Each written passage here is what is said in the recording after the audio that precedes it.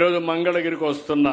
మంగళగిరి మామూలుగా అయితే first time, దీనికంటే మంచి సీట్లున్నాయి. మంచి సీట్లుంటే ఎలక్షన్లు వచ్చాయి. నేను ఆ రోజు సజెస్ట్ చేశాను, మంగళగిరిలో ఇంతవరకు మనం గెలవలేదు, ఒకేసారి గెలిచాం.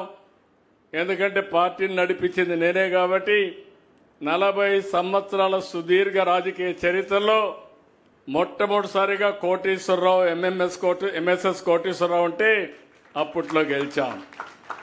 తర్వాత గెలవల.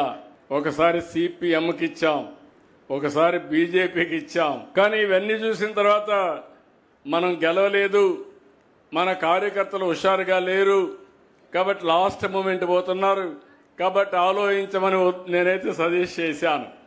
సజెస్ట్ చేస్తే కాదు నేను ఇక్కడే నిలబడతానని నిర్ణయం తీసుకున్నారు. నేను అలో చేశాను. అది అయిన తర్వాత 5,000 ఓట్లతో ఓడిపోయాడు. ఓడిపోయినప్పుడు అన్నాడు, నేను ఎక్కడైతే ఓడిపోయానో అక్కడే అద్వితీయంగా గెలవాలి, మంచి మెజార్టీతో గెలవాలని పట్టుదలతో ముందుకు వచ్చాడు.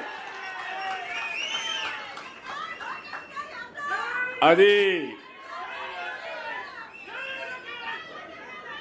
అతని పట్టుదల.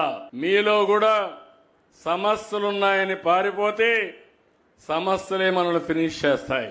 ఏదైనా సరే ఒక్కొక్కసారి కలిసి రాకపోతే కలిసి వచ్చే మార్గాన్ని కసిగా పనిచేయగలిగితే అది సాధ్యమవుతుంది. అది లోకేష్ ఈ నియోజకవర్గం నిలబెట్టాడని చెప్పి కూడా నేను మీకు తెలియజేస్తున్నా. అక్కడి నుంచి మీరు చూశారు, 5,000 మెజారిటీతో ఓడిపోయిన కాన్స్టిట్యున్సీ 91,000 మెజారిటీతో గెలవడం అనేది ఒక చరిత్ర.